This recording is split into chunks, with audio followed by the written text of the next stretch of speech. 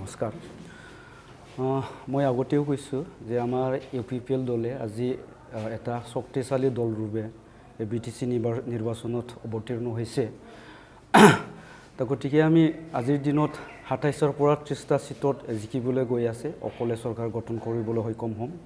কিন্তু বিভিন্ন সময়ত বিভিন্ন দলে আমাক অভিযোগ দি আছে ঠিক তেনেকৈ আমাৰ হীৰাচৰণ ডাঙৰীয়াও যে UPPL বিজেপিৰ লগত গোপন বুজাবুজিৰ কথা কৈছে গতিকে মই ক'ব বিচাৰিছোঁ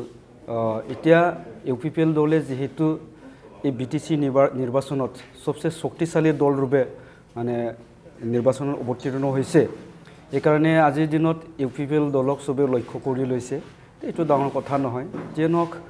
মই সমগ্ৰ BTC যিবিলাক সমষ্টি আছে এই সমষ্টিবোৰত মই ঘূৰি আছোঁ ঘূৰি পেলাই মানে এতিয়া আমি এইকাৰণে মই নিশ্চিতভাৱে ক'ব বিচাৰিছোঁ যে আমি UPPL দলে আজিৰ দিনত অকলে চৰকাৰ গঠন কৰিবলৈ গৈ আছে আৰু আজি মই ফেৰগাঁও যিটো আমাৰ ডিষ্ট্ৰিক্ট আছে ফেৰগাঁও ডিষ্ট্ৰিক্টৰ যিখিনি আমাৰ সমষ্টি আছে এই সমষ্টিবোৰত মই মানে পৰিদৰ্শন কৰিবলৈ আহিছোঁ আৰু ইয়াতে আহি পেলাই বৰ্তমান মই ফেৰগাঁও সমষ্টিত আছে তে ফেৰগাঁও সমষ্টিত আমাৰ যিটো UPPLৰ কেণ্ডিডেট এইটো মানে জিকাটো আজিৰ দিনত 100% হৈ আছে গতিকে আমি আজি এই হেৰিত ফেৰগাঁও ডিষ্ট্ৰিক্টত পাঁচটা সমষ্টিতে জিকিবলৈ গৈ আছোঁ আৰু টোটেল আমাৰ যেহেতু ওদালগুৰি ডিষ্ট্ৰিক্ট হিচাপে 10টা সিট আছে এই 10টা সিটৰে আমি 7টা বা মানে 7+ এইখিনি সিটত জিকিবলৈ গৈ আছোঁ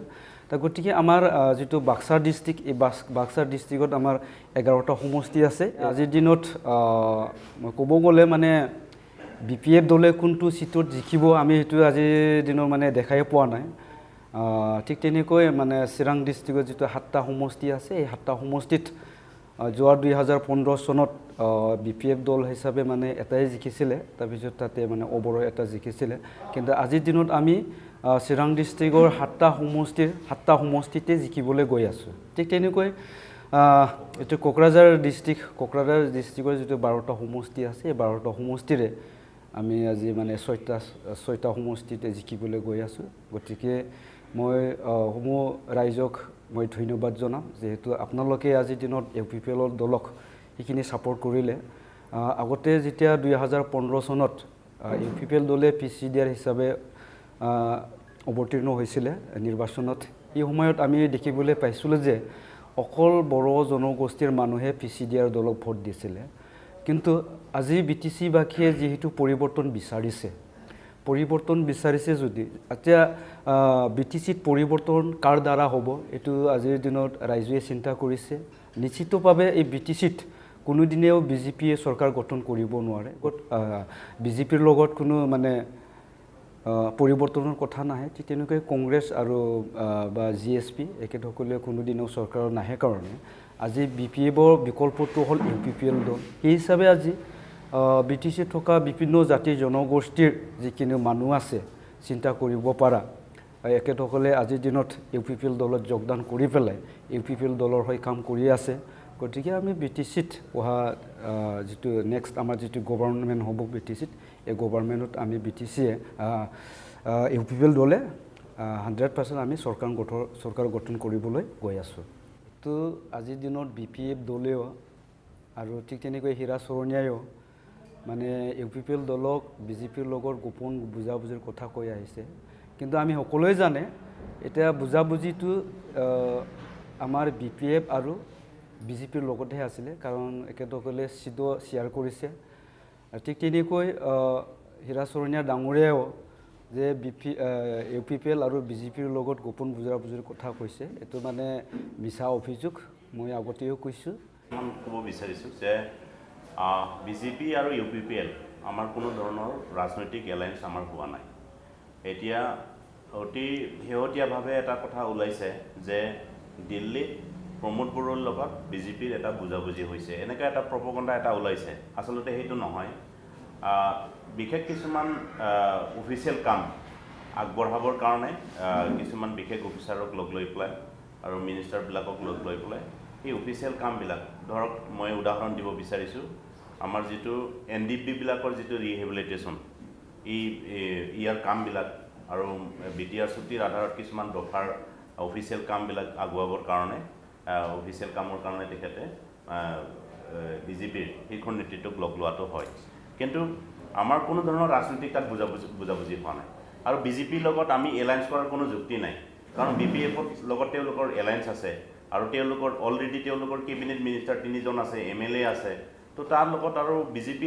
BPFে আমাক বিজেপিৰ লগত এলায়েন্স থাকি বুলি পেলাই মানে অযুক্তিকৰ কথাবিলাক কৈ আমাক লাভ নাই আৰু আজি মই এটা কথা স্পষ্ট কৰি দিব বিচাৰিছোঁ যে ব্ৰজেন মহন্তৰ নিচিনা মানুহ হীৰাচৰণৰ নিচিনা মানে কমিউনিয়েল ব্যক্তিসকলে সাম্প্ৰদায়িক কিছুমান মন্তব্যৰে মানুহৰ মাজত বিভ্ৰান্ত সৃষ্টি কৰিব বিচাৰিছে যে সস্তীয়া ৰাজনীতি কৰি এতিয়া লাভ নাই ৰাইজে বুজি উঠিছে যে আমি এটা মূল্যবোধৰ ৰাজনীতি কৰিবলৈ গৈ আছোঁ আৰু UPP দল প্ৰমোদ বড়োৰ নেতৃত্বত যি মূল্যবোধৰ ৰাজনীতি হ'বলৈ গৈ আছে তাত বুদ্ধিজীৱীসকল অসমৰ বা আমাৰ BTR অঞ্চলৰ বুদ্ধিজীৱীসকল আকৃষ্ট হৈছে ৰাইজে আকৃষ্ট হৈছে আৰু ৰাইজে পৰিৱৰ্তন বিচাৰিছে BPF দলৰ আজি পেপাৰত পালোঁ বা এটা অৰ্ডাৰ আমি দেখিবলৈ পালোঁ ইনফৰ্মেণ্টছ যিটো সাব ইনস্পেক্টৰ মানে এপইণ্টমেণ্ট অবৈধভাৱে দিছিলে সেইটো সম্পূৰ্ণভাৱে কেঞ্চেল হৈ গ'ল তো তেনেকুৱা আৰু অবৈধ বহুত কাৰ্য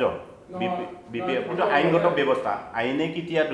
দোষী শাস্তি দিব সেইটো তেওঁলোকৰ ব্যৱস্থা হ'ব আমি যিখিনি আমাৰ ফালৰ পৰা ইনকুৱাৰী কৰিবৰ কাৰণে যিখিনি অনুৰোধ কৰিছিলোঁ আৰু ইনকুৱাৰী মতে অলৰেডি চাকৰিটো মানে ডিছমিছ হৈ গৈছে বাতিল কৰা হৈছে তাৰপিছত দোষীক কেনেধৰণে কোন মানে এক্টৰ আণ্ডাৰত বা কোন দফাৰ আণ্ডাৰত তেওঁলোকক শাস্তি দিয়ে সেইটো গভৰ্ণমেণ্টে বুজিব সেইটো আমাৰ কথা নহয় তো আমি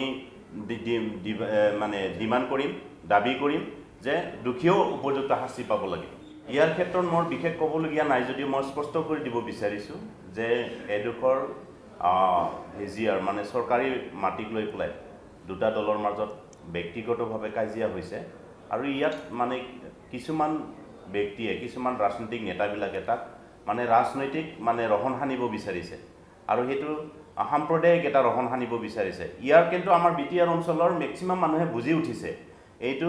তেওঁলোকৰ BPFৰ বিশেষ মানুহ কিছুমানে কি কৰিছে এই বস্তুবিলাক ভাইৰেল কৰি পেলাই মানে মানুহৰ মাজত মানে অপ্ৰীতিকৰ মানে পৰিস্থিতি সৃষ্টি কৰিব বিচাৰিছে এয়া সম্পূৰ্ণ ব্যক্তিগত কথা তেওঁলোকৰ মানে মাটিক লৈ পেলাই তেওঁলোকৰ কাজিয়া হৈছে আৰু এই কাজিয়াত দুইটা দলেই মানে হাতাহাতি হৈছে তাৰ ভিতৰত কোনোবা এটা দলে বিশেষকৈ মানে গুৰুতৰভাৱে আহত হৈছে সেইটো আমি আমাৰ ফালৰ পৰা UPP দলৰ পৰা স্পষ্ট কৰি দিয়া হৈছে যে দোষী শাস্তি পাব লাগে যিজন দোষী তেওঁলোকে শাস্তি পাব লাগে ইয়াত কোনো কমিউনিয়েল ব্যৱস্থা আনিব নালাগে আৰু কোনো ধৰণৰ দলক ইয়াক সাঙুৰি পেলাই কথা কোৱাৰ অনুচিত এতিয়া মই সেইকাৰণে অনুৰোধ জনাম যি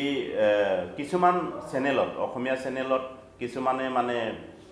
পক্ষপাতিত্বমূলকভাৱে